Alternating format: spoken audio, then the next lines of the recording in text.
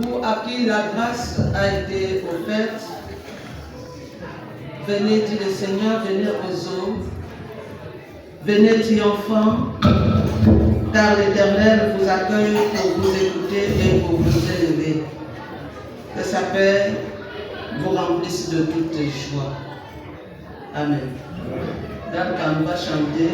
C'est un jour spécial, juste un court strophe, n'est-ce pas? Voilà, c'est un jour spécial.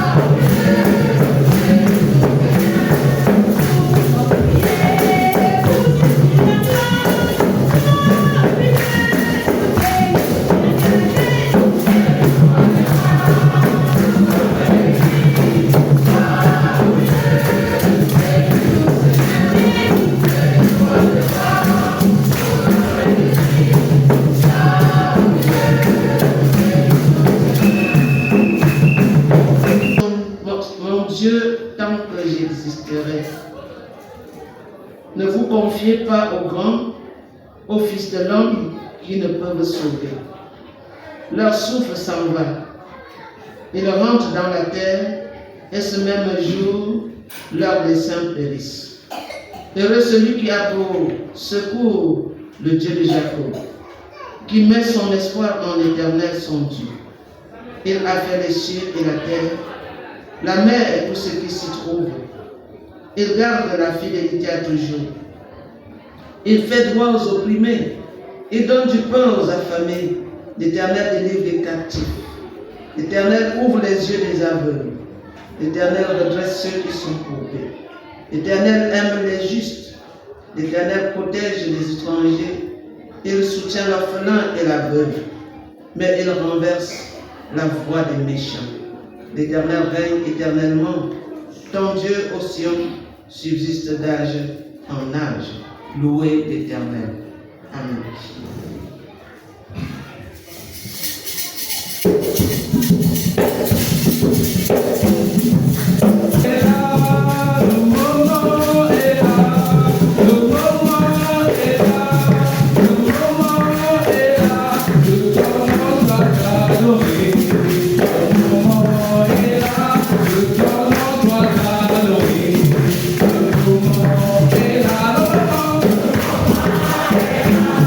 Thank you.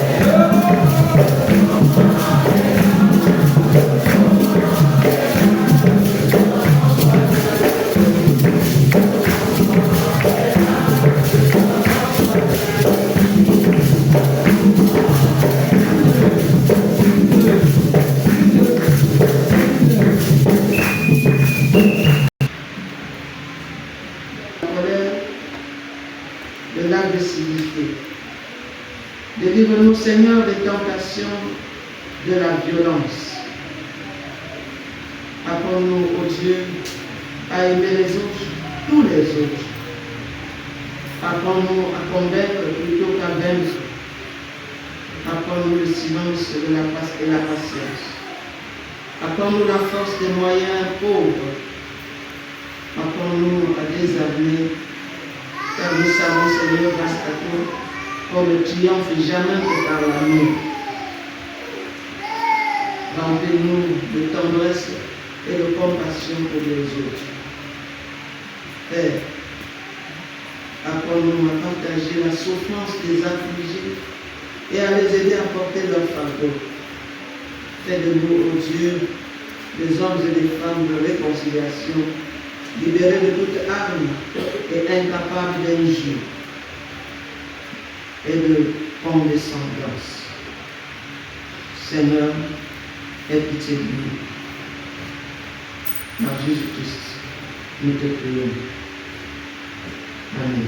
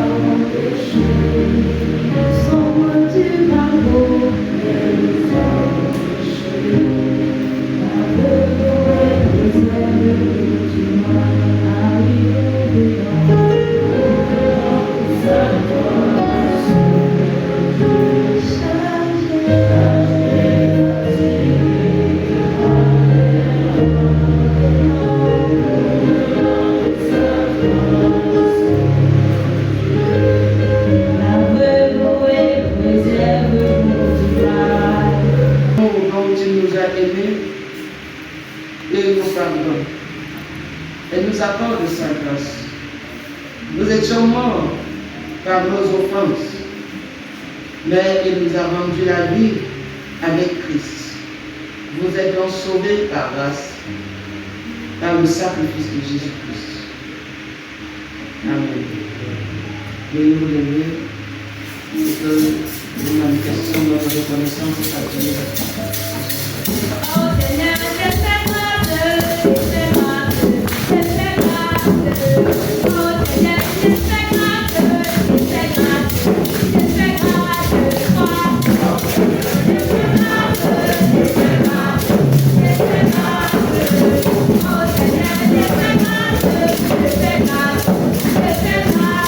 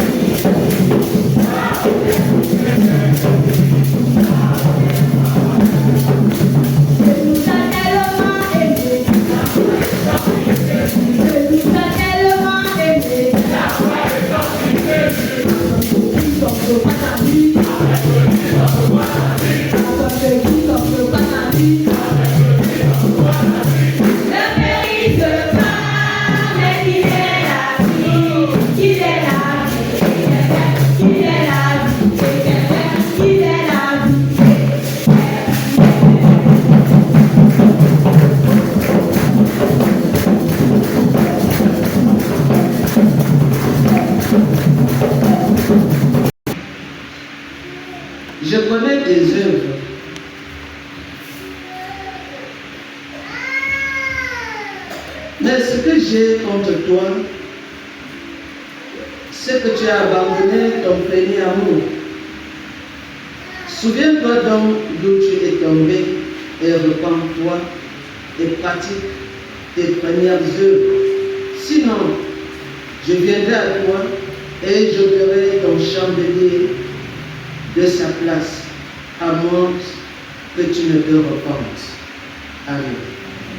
Chantons du Seigneur la bonté, nous sommes peuple racheté.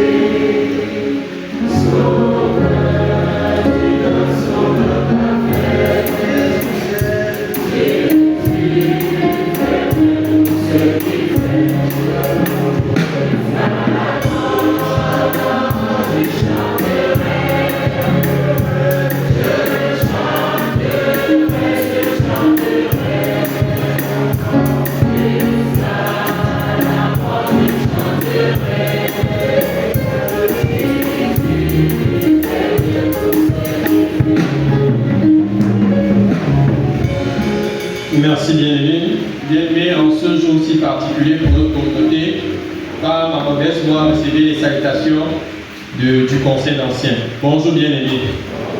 Bonjour bien-aimé. Un bonjour particulier à nos frères et sœurs qui font le culte pour la première fois ici à Ouagadougou. S'ils sont dans la salle, ils sont priés de se mettre debout en fin de ce prêt. Activité en semaine de catéchisme mercredi et samedi de 16h à 17h. L'étude biblique, mercredi à 17h. Nous allons reprendre avec la phase habituelle. Nous avons terminé avec nos 17 jours de jeûne et de prière. La prière matinale, lundi et vendredi de 6h à 6h30. Alors aujourd'hui, nous avons l'ancien Lanti Pérez qui est à Fanoya.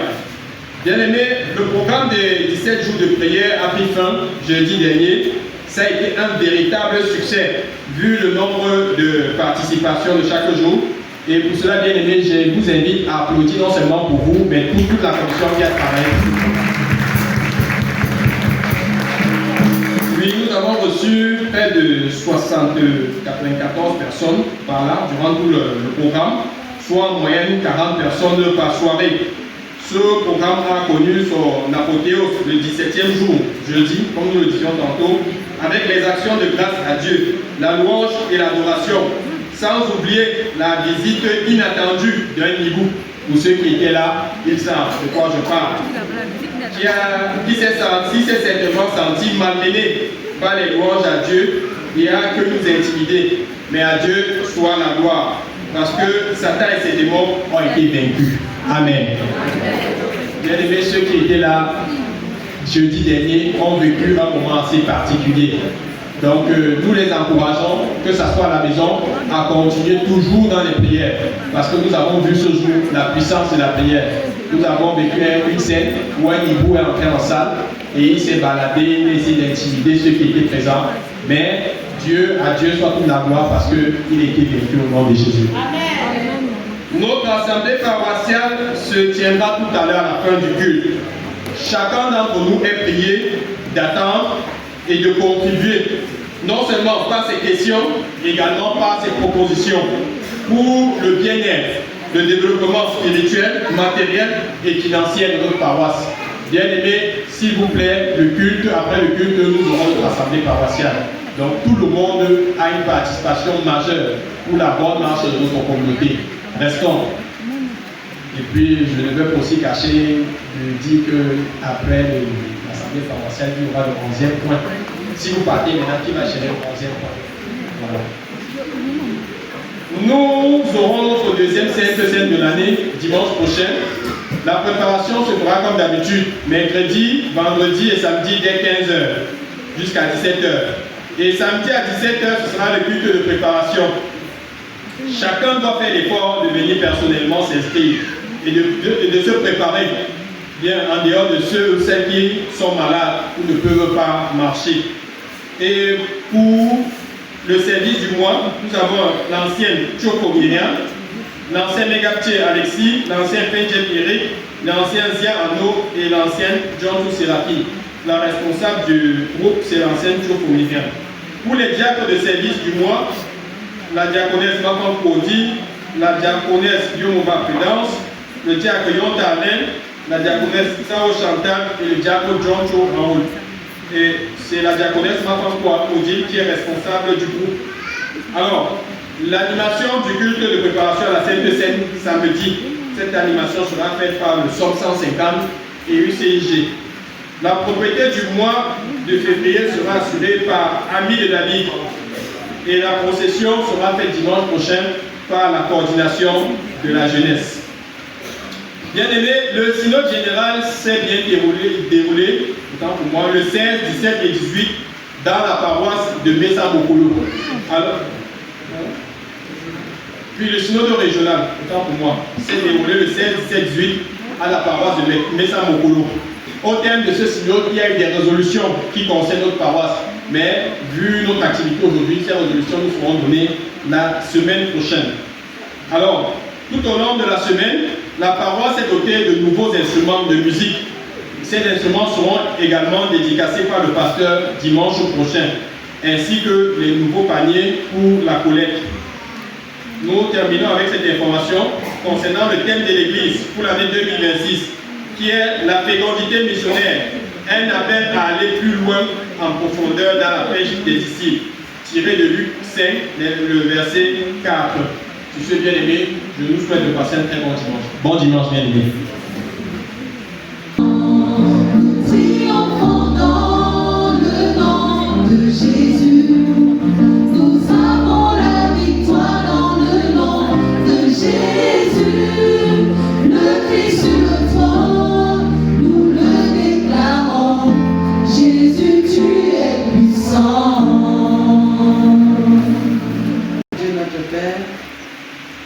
Le temps est venu pour nous d'écouter ta parole. Illumine notre esprit, ouvre notre compréhension, afin que nous recevions cette nourriture spirituelle auquel porte désormais et toujours des fruits de repentance en nous par Jésus ton Fils notre Seigneur. Amen. Notre calendrier de lecture nous propose 3 textes, à savoir Sophonie 2, verset 3, et Sophonie 3, verset 12 à 13, 1 Corinthiens 1, verset 6 à 31, Matthieu 5, 1 à 12a. Mais nous allons lire exceptionnellement pour aujourd'hui le texte de l'Évangile, Matthieu 5, 1 à 12a, parce que nous avons beaucoup à faire ce matin. Après la lecture, je vais demander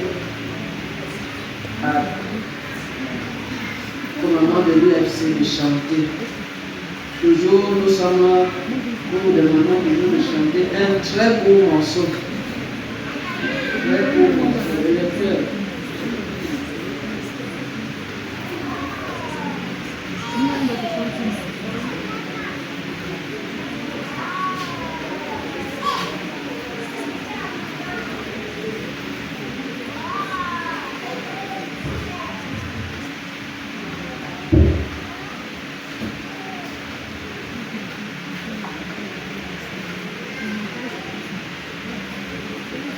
Excellent Seigneur, bonjour. Nous lisons dans Matthieu 5, 1 à 12. Là, il est écrit. Voyant la foule, Jésus monta sur la montagne et, après qu'il se fut assis, les disciples approchèrent de lui. Puis, ayant ouvert la bouche, il les entraîna et dit: heureux les pauvres en esprit, car le royaume des cieux est affligé. Heureux les affligés, car ils seront consolés. Heureux les débonneurs, car ils seront flattés. Heureux ceux qui ont faim et soif de la justice, car ils seront rassasiés. Heureux les miséricordieux, car ils obtiendront de miséricorde. Heureux ceux qui ont le cœur pur, car ils seront heureux. Heureux ceux qui procurent la paix, car ils seront appelés Christ. ceux qui sont persécutés par la justice, par le royaume des cieux est proche. Heureux, heureux-vous, lorsqu'on vous outragera. On vous persécutera, et qu'on dira pour demander de vous toutes sortes de mal à cause de l'heure. Réjouissez-vous et soyez dans la réjouissance, parce que votre récompense sera grande dans les cieux.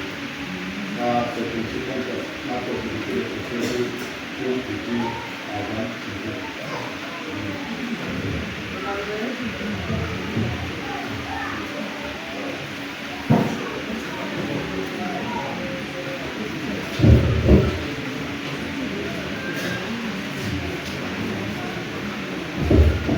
Good morning, brothers and sisters.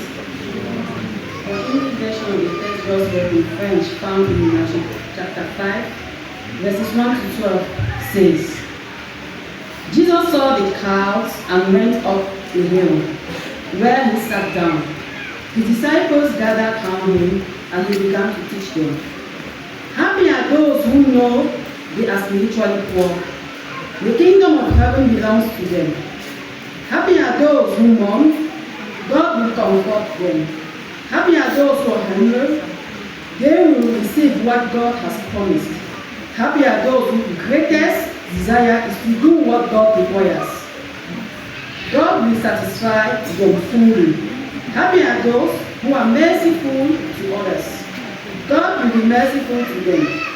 Happy are the pure in heart. They will see God. Happy are those who work for peace. God will call them his children. Happy are those who are persecuted because they do what God requires. The kingdom of heaven belongs to them. Happy are you when people insult you and persecute you and tell all kinds of evil lies against you because you are my followers. Be happy and glad, for a great reward is kept for you in heaven. This is how the prophets who lived before you were persecuted. Amen.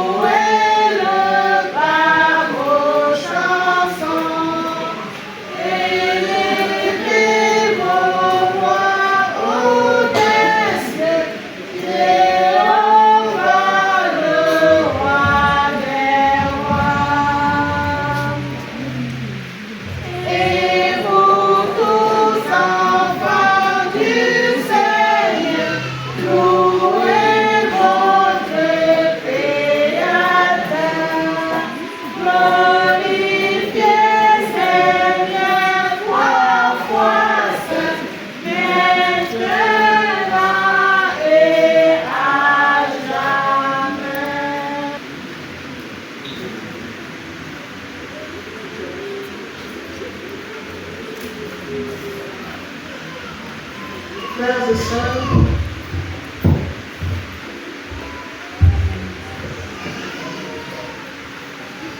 les habitants de la Galilée, très souvent exposés aux invasions étrangères, étaient mal vus par ceux de la Judée. Cependant,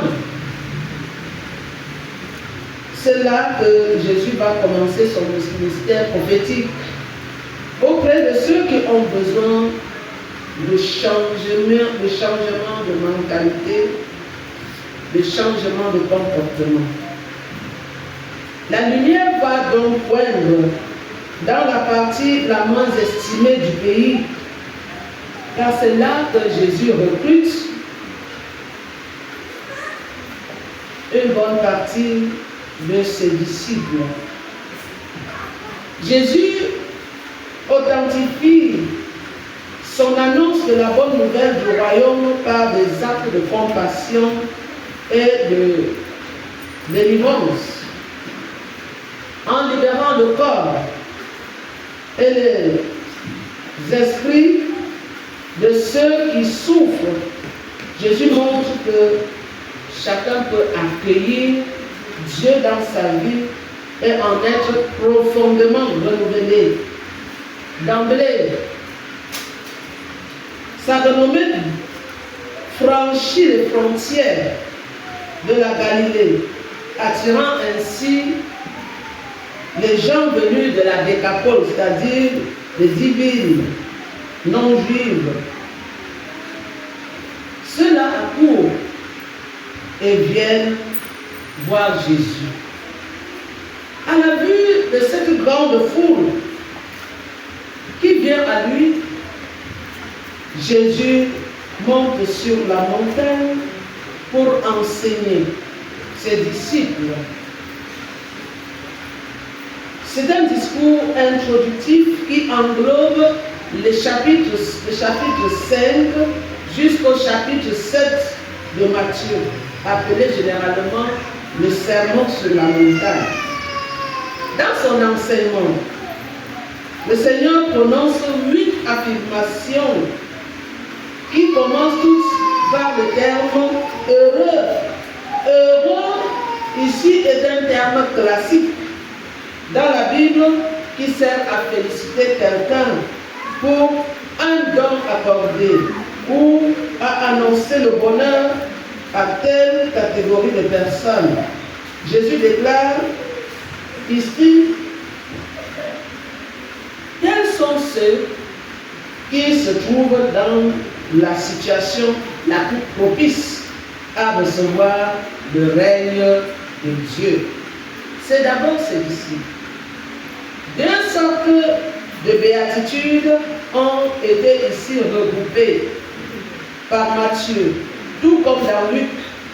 La première va du verset 3 à 9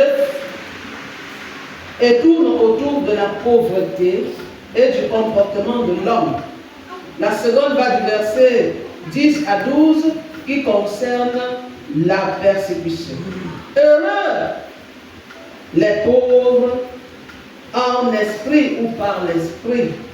Cet esprit n'est pas le Saint-Esprit, ni l'intelligence, mais comme le cœur, l'esprit est le centre et le tout de la personne. C'est le principe de nos idées, de notre faculté intellectuelle, de l'être humain. Ce qui lui permet donc de comprendre et de connaître. Le Seigneur est près de ceux qui ont l'esprit dans l'abattement. Ces pauvres, c'est-à-dire ceux qui manquent de ressources suffisantes, qui sont dépourvus du nécessaire, sont la famille de ceux que les épreuves matérielles et spirituelles ont exercé à ne compter que sur le secours de Dieu. C'est à eux qu'appartient le royaume des cieux.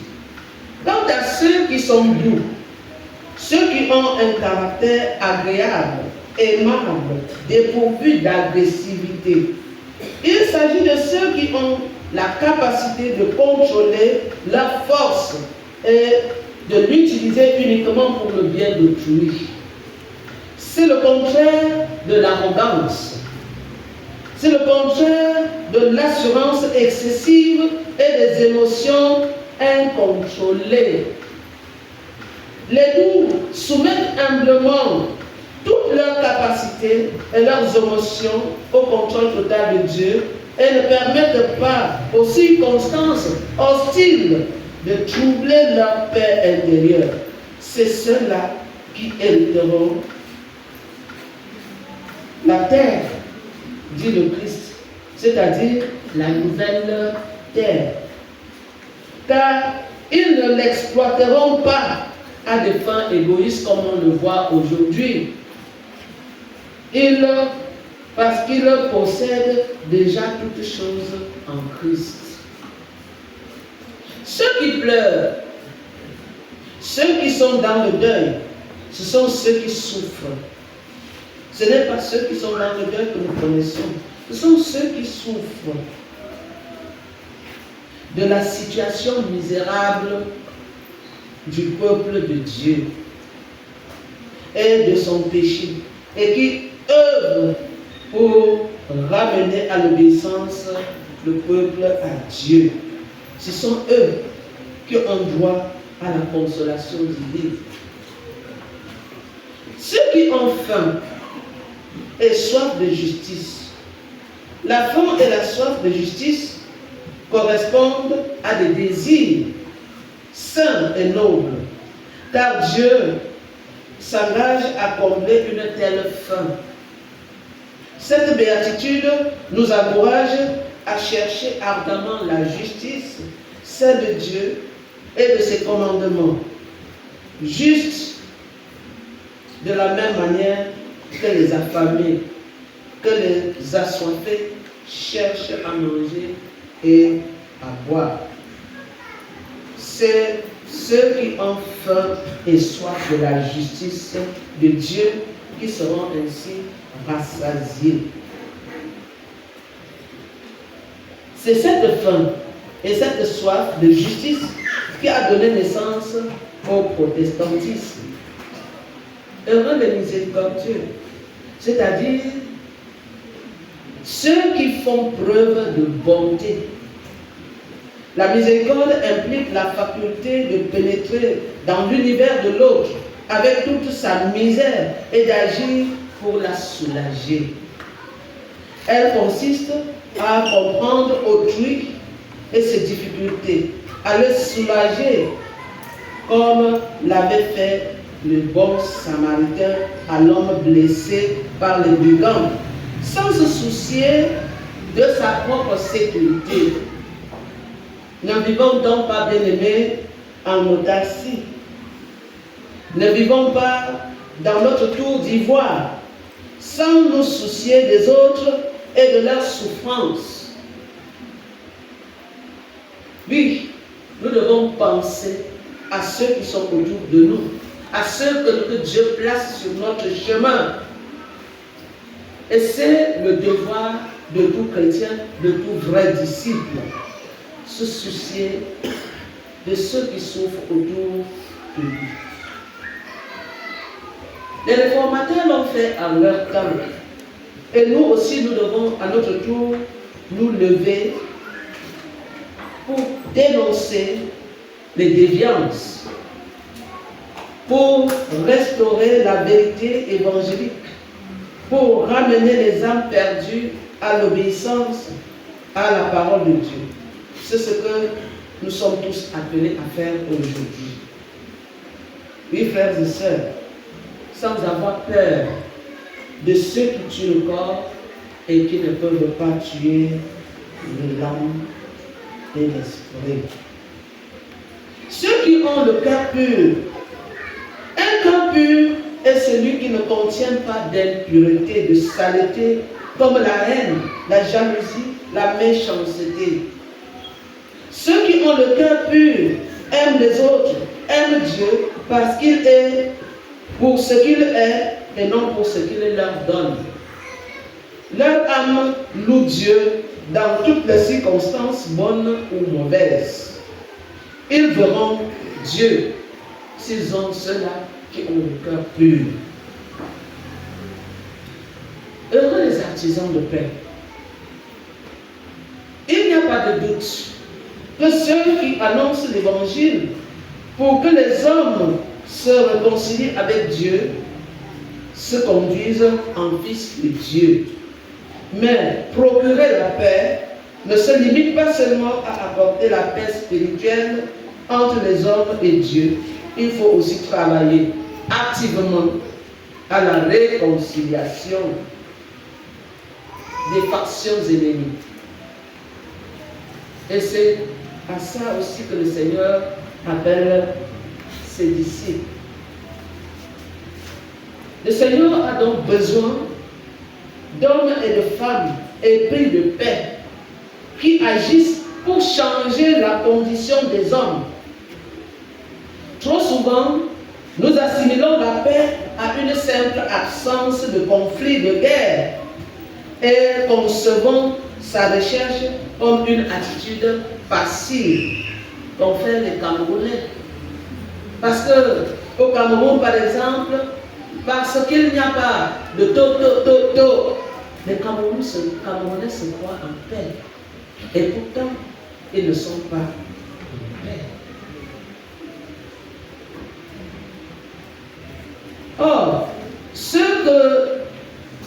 qui font œuvre de paix construisent de bonnes relations et dénoncent les injustices, mais proposent en même temps des voies royales pour le vivre et le manger ensemble. Si vous aimez la paix, vous allez dénoncer les injustices tout en proposant les voies qui permettent aux uns aux autres de vivre ensemble. On ne doit pas dire « je veux voir grandir mes enfants » alors que vous souffrez, vous dormez affamés, vous n'avez pas d'électricité, vous n'avez pas d'eau, vous n'avez pas d'hôpitaux, ni de routes. Non. Heureux ceux qui procurent la paix. Dans un monde où la paix et la sécurité sont menacées ou mises à rude épreuve, les chrétiens doivent se lever pour protester contre tout ce qui avilit l'être humain. Mais aujourd'hui, les protestants ne sont plus des protestants, tout simplement parce qu'ils se cachent dans des trous comme des souris, parce qu'ils ont peur qu'on dise qu'ils ont parlé. Non. Comme au Cameroun, où la guerre est devenue un fonds de commerce, au point où l'on peut commencer à commettre les crimes les plus abjects et, n'est-ce pas, des choses inimaginables. Les hommes et les femmes qui agissent pour amener les hommes, les uns et les autres, à l'amertume et qui cherchent à tout, par tous les moyens, à les avilir. Ceux-là, nous devons leur dire stop. C'est en cela que nous recherchons et instituons une paix. Parce que nous interpellons ainsi les consciences. Parce que sans cette paix mutuelle, sans cette paix, il n'y a aucun développement durable. Heureux ceux qui sont persécutés pour la justice. Heureux ceux qui sont persécutés pour la justice, car le royaume de Dieu et des cieux leur appartient. Cette béatitude, bien-aimée, n'enseigne pas que toute souffrance débouche sur la bénédiction. Non, car il y a des souffrances que certains peuvent s'infliger eux-mêmes et qui n'ont rien à voir avec la justice. Mais ceux qui souffrent parce qu'ils mettent en pratique l'enseignement du Seigneur, parce qu'ils recherchent la paix entre frères et sœurs, parce qu'ils dénoncent les injustices, sont heureux. C'est à eux que revient le royaume de Dieu.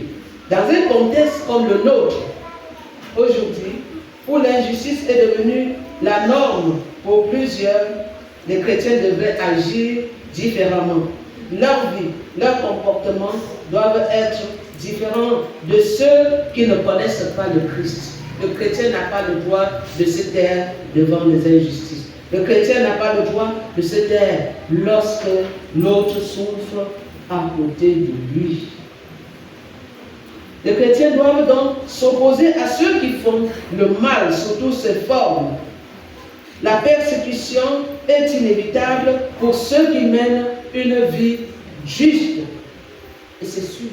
Et nous les voyons peupler l'Espagne et le Bel. Le fait de mener une vie juste met en lumière donc la méchanceté des autres et trouble leur conscience.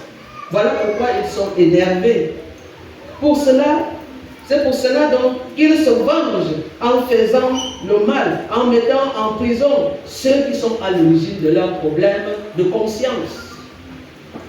C'est à ceux-là qui sont persécutés, c'est eux qui seront récompensés. Le privilège de connaître Dieu qui entraîne trois conséquences.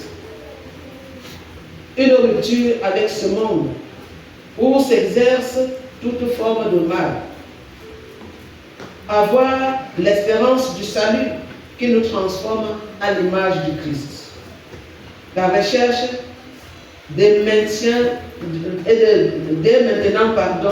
d'une vue de pureté sur les traces de Jésus. Voilà ce que nous devons faire, bien-aimés, sans nous perturber, parce que le Christ promet que son royaume appartient à ceux.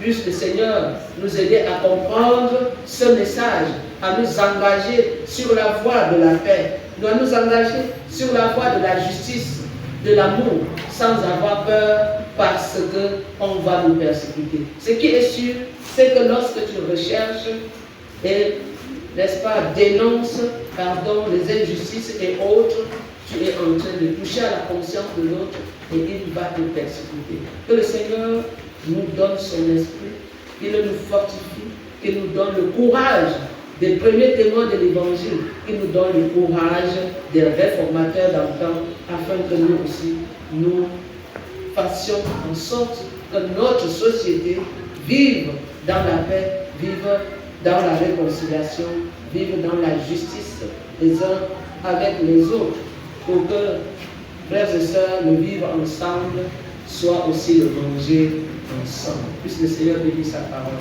Amen.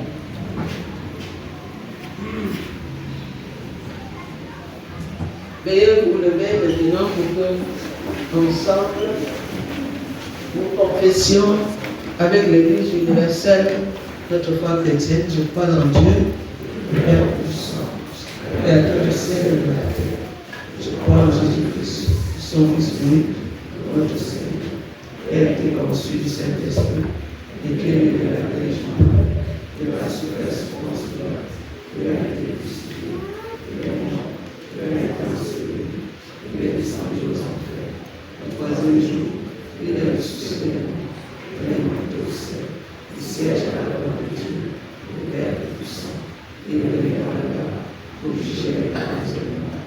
Je crois au Saint-Esprit, je crois à la Sainte Église universelle, à la communion des saints, à la rémission des péchés, à la résurrection de la chair et à la vie éternelle. Veuillez vous asseoir.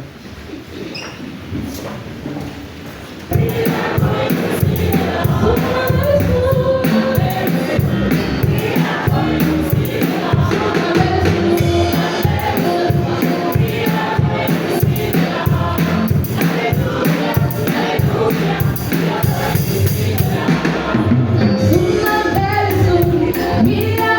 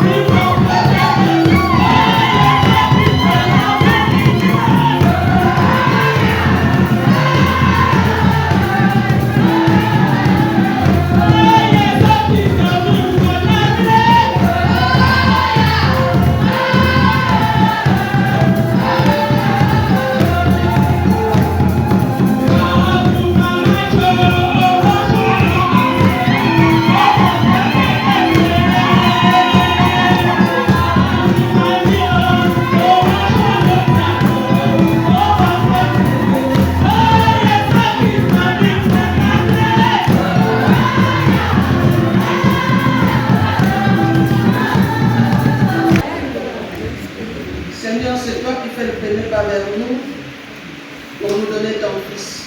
Reçois de nos mains, Seigneur, cette offrande que nous apportons pour l'avancement de ton règne au milieu de nous au nom de Jésus-Christ. Amen.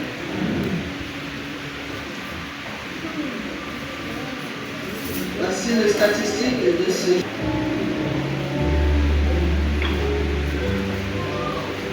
Prions le Seigneur. Père éternel, notre Dieu, tant de souffrance et de détresse nous entourent. Tant de femmes et d'hommes, d'enfants et de vieillards ont faim et soif de secours et d'amitié, de paix, d'espérance, de bonheur et de justice. Sans l'assurance que tu combats pour nous, que tu as pris le parti de l'humanité perdue, comment garder l'espérance et le courage de vivre? Seigneur, nous te remercions pour ceux qui agissent, qui sont persécutés à cause de l'Évangile ou par simple générosité humaine pour nourrir, pour soigner, pour secourir, pour s'interposer. Renouvelle, Seigneur, leur force et que ta présence ne leur fasse jamais défaut. Nous te prions pour ceux qui nous gouvernent, afin que ton esprit leur donne d'être clairvoyants et courageux, de sorte que le monde soit plus vivable et fraternel. Donne-nous de répondre à tant d'attentes, comme les disciples partageaient avec la foule le pain reçu de Christ. Fais de nous, Seigneur, des témoins et des acteurs de ton règne, partageant nous aussi ce que nous avons reçu de toi. L'esprit des bonheurs, l'esprit de paix, l'esprit d'amour et de justice. C'est par Jésus Seigneur, ton Fils, notre Seigneur et notre Sauveur, que nous te prions. Nous te confions pour ceux qui sont malades et pour ceux de nos frères qui sont encore en chemin et qui auraient pu être avec nous ce matin. Garde-les, Seigneur, et protège-les dans ta bonté. Par Jésus-Christ, Seigneur, nous te prions. Lui qui nous a appris à prier ainsi. Notre Père des cieux, que ton nom soit sanctifié.